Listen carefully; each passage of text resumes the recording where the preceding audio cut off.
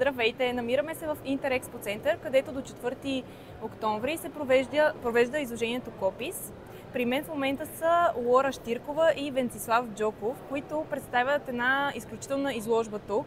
Заповядайте да я видите, а именно Духът на Стара София, и те ще разкажат сега малко повече за нея. Здравейте! Ние представяме изложба Духът на Стара София, дигитална реставрация на табели и реклами от началото на 20 век, като сме подбрали табели и реклами, които са били ключови за онзи период от Стара София.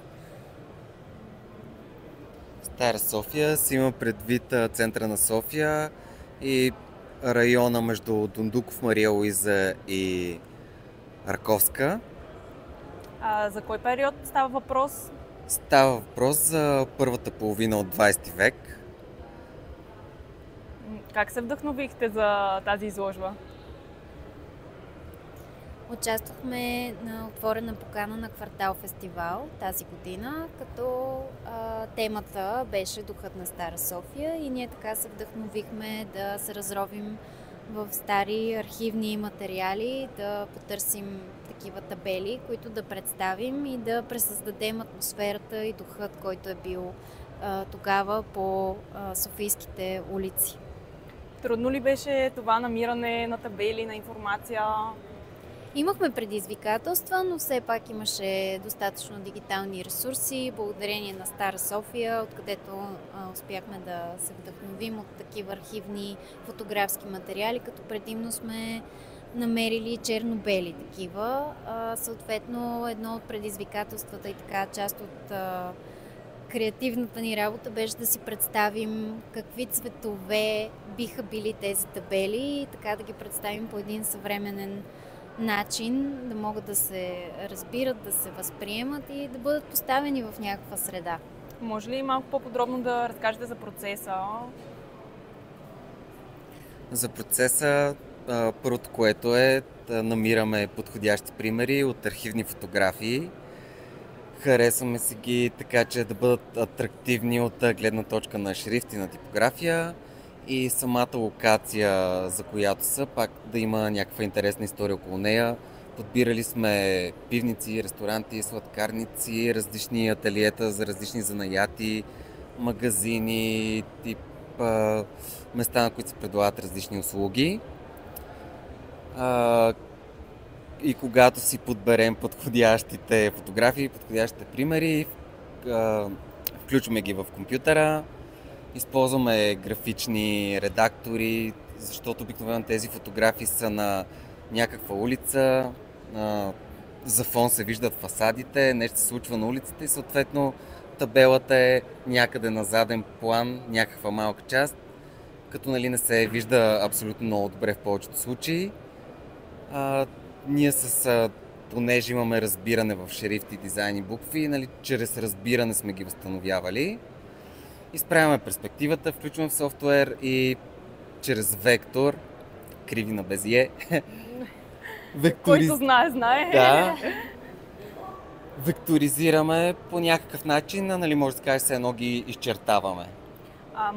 Тоест, искате да кажете, че те са реални табели, реални реклами, които са били в София. Не сте си добавяли ваши измислени думи или номера? Всички са на реални табели, на реално съществуващи места. Смятате ли, че в момента те могат да бъдат актуални?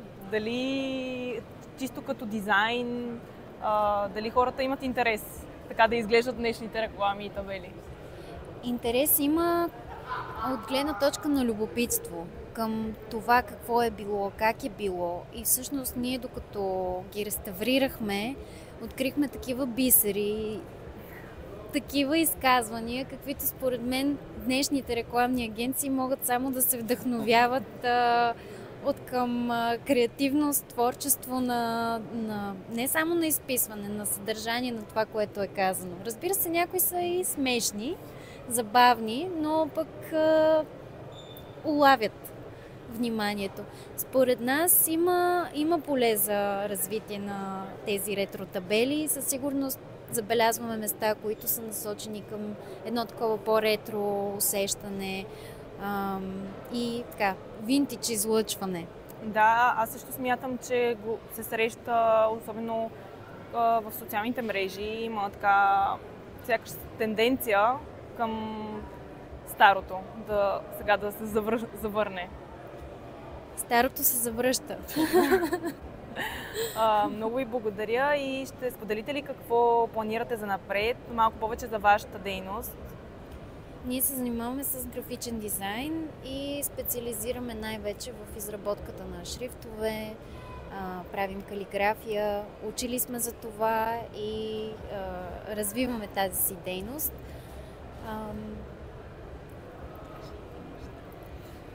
В тази посока, да. Най-вече сме фокусирани върху типографията, шрифтовете и буквите. Като българи и хора, които използват кирилицата, също това ни е фокус и се стремим и така го приемаме като призвание да я развиваме и да я показваме и използваме по един адекватен начин в днешно време, защото нали, тя си има особености, които не винаги се разбират и понякога нали, по неточен начин се използва самата писменост.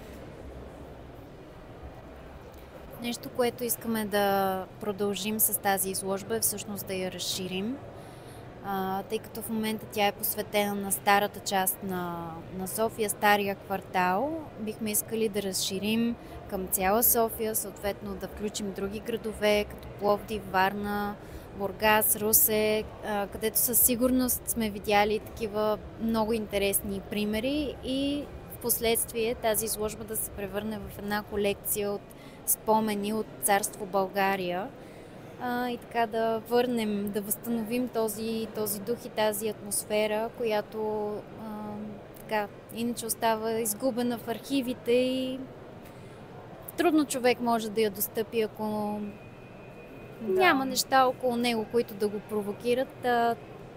Това е нещо, което ще се случва и ще се развива заедно с други благодаря ви, дейности. че показвате тази част и ни напомняте за красивите неща. Къде може, освен в момента на Копис изложението в Интерекспо център, къде хората могат да разгледат? Впоследствие ще направим и уебсайт, където ще качим дигиталните материали, така че те да бъдат достъпни до повече хора, които не са могли да дойдат физически на място и така искаме те да се превърнат в един дигитален архив. Пък следващата локация, на която ще представим тези табели, предстои да се появи. Добре, ще очакваме много. Благодаря ви за този разговор и ви пожелавам успех за напред. Благодарим много. Благодарим.